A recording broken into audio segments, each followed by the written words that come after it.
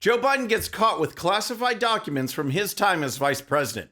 Stacey Abrams says she will likely run for office again. Plus, the GOP-controlled House is already scoring victories. All that and more. I'm Bobby Eberle. This is a 13-minute news hour. And God bless the United States of America.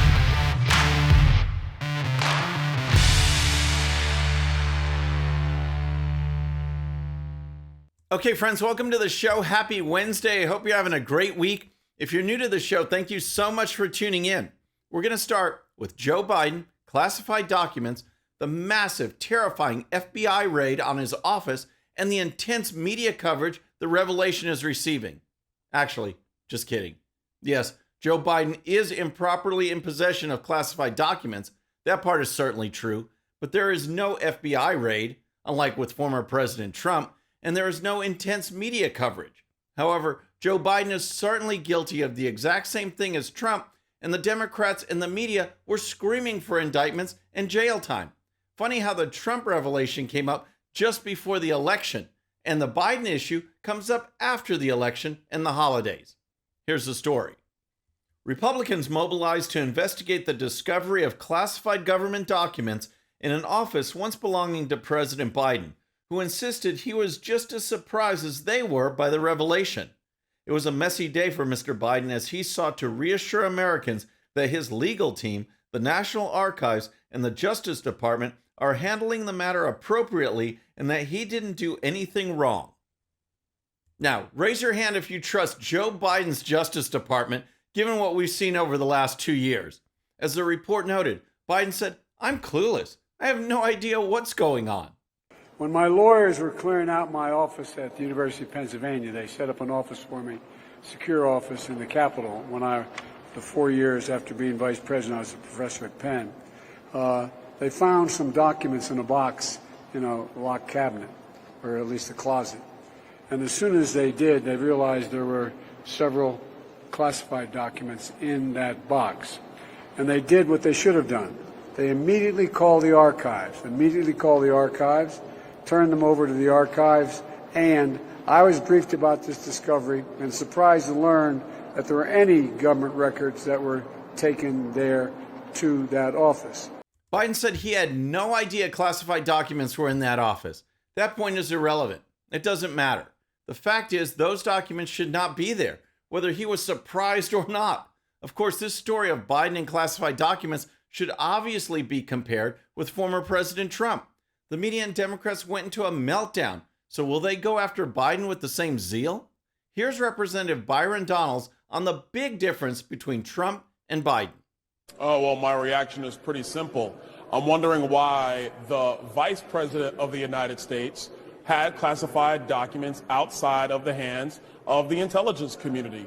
Listen, it's been pretty clear that presidents do have some classified documents. But the difference between a president and everybody else is the president has the ability to declassify information. The vice president has no ability to declassify information. Great point by Donalds. Biden couldn't declassify those documents, so why did he have them? Here's more from Donalds. So number one, what was he doing with classified information in his possession? Number two, why did it take 6 years? And I want to stress this for the American people. Joe Biden left the vice presidency in 2017. So it's taken 6 years for these documents to surface. That is incredibly concerning. And point number three, and this is the one that's most important. Everybody can go back to the Hillary Clinton email saga. We know other presidents have had classified information. But why was there a raid on Mar-a-Lago? But now this story just kind of seeps out and everybody's saying, oh, we just want to get down to the bottom of it. Yep. Where's the FBI raid? Trump had classified information and the left went into a frenzy. Now it's Biden's turn. Will anything come of this? Perhaps from the GOP House, but I'm not holding my breath as far as Merrick Garland and the Justice Department are concerned. They are useless. And speaking of useless, next let's talk about Stacey Abrams. But first, if you're new to the show or haven't subscribed yet, regardless of platform, just search out my name, hit that subscribe button, make sure notifications are turned on. That way you can follow the show and help us grow. Okay, next let's talk about twice failed candidate Stacey Abrams. And yes, we could lump Beto O'Rourke in this group too. But for today, we're just focusing on Abrams. because she just won't go away. Recently, she was on the Drew Barrymore show, and she said what we all knew she was going to say. So what's next? Are you going to run again? Are you going? Do we get to look forward to this and galvanize again? I will likely run again. Yeah! I don't know what.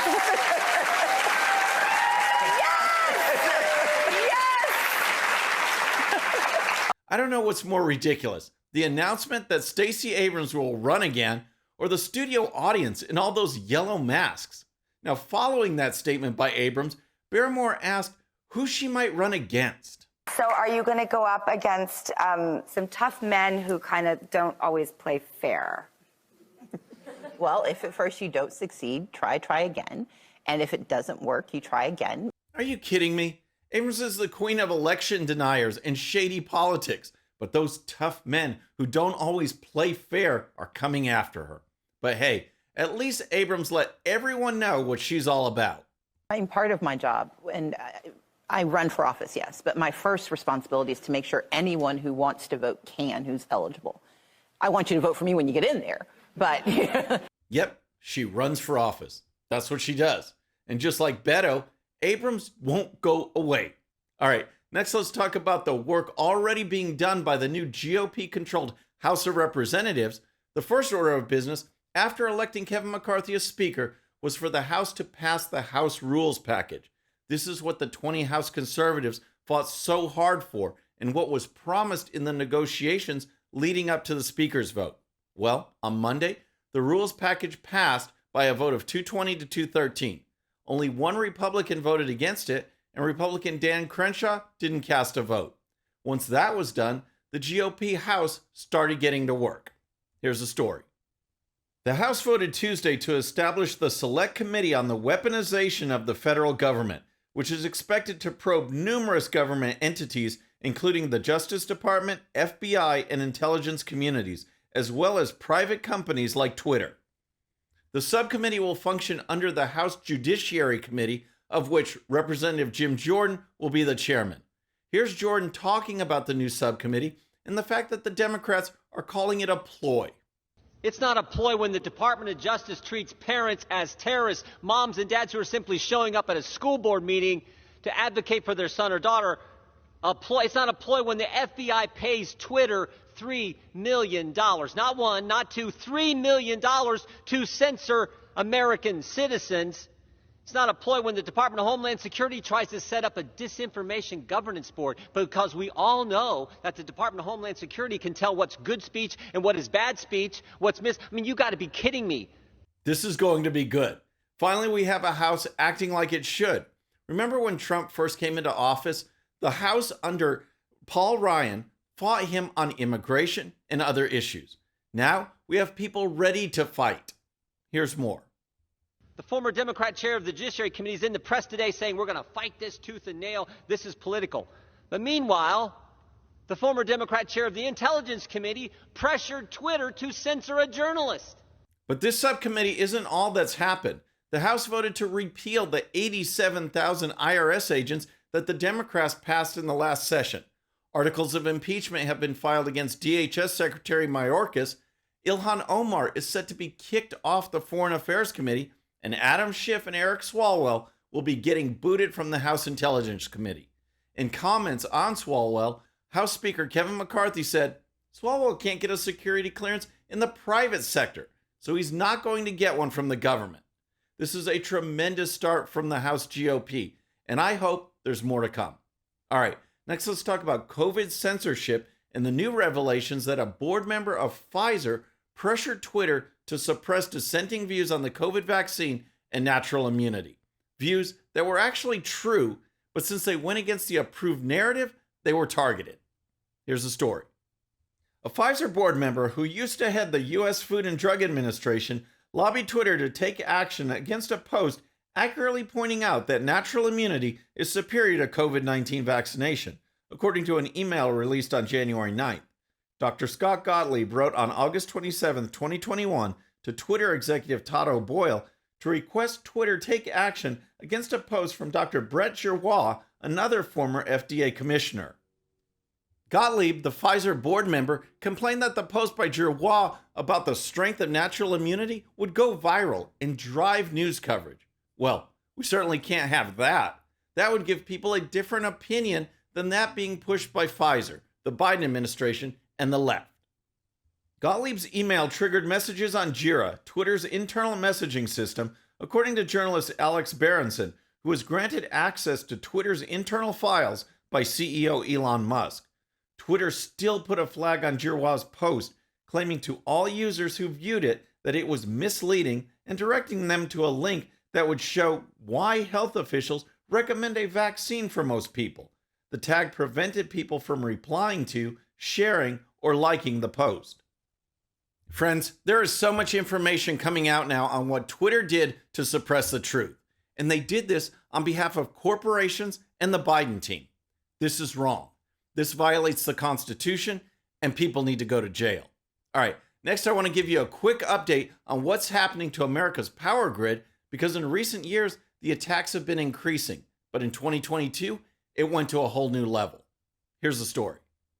The U.S. power grid is suffering a decade-high surge in attacks as extremists, vandals, and cyber criminals increasingly take aim at the nation's critical infrastructure. Physical and computerized assaults on the equipment that delivers electricity are at their highest level since at least 2012, including 101 reported this year through the end of August, according to federal records examined by Politico. The previous peak was the 97 incidents recorded for all of 2021. 101 reported just through August, where the previous high for an entire year was 97. Something is going on. Here's more. The number of potential attack points for the grid is set to increase as the Biden administration and Congress seek to expand the power system to accommodate renewable energy such as wind and solar. The rising demand for power for electric vehicles also increases the urgency of securing the grid from attack. On top of all of this, 103 food processing facilities have been destroyed in America since Biden became our president. Our energy is under attack, our food is under attack, and our government actively attempts to silence free speech and dissent. It sounds like something from a movie or book, but it's real. Friends, that's our show for today. I hope you enjoyed it. And don't forget, if you're new to the show or haven't subscribed yet, regardless of platform, just search out my name, hit that subscribe button, make sure notifications are turned on. That way you can follow the show and help us grow. Thank you so much for tuning in. And remember, today's one sheet is available to Patreon supporters using the link in the description. The one sheet gives you the links to all the videos and stories used on today's show, so you can dive even deeper into each issue. And with that, our next show will be Friday evening at the usual time. Until then, I'm Bobby Eberle. This is a 13-minute news hour.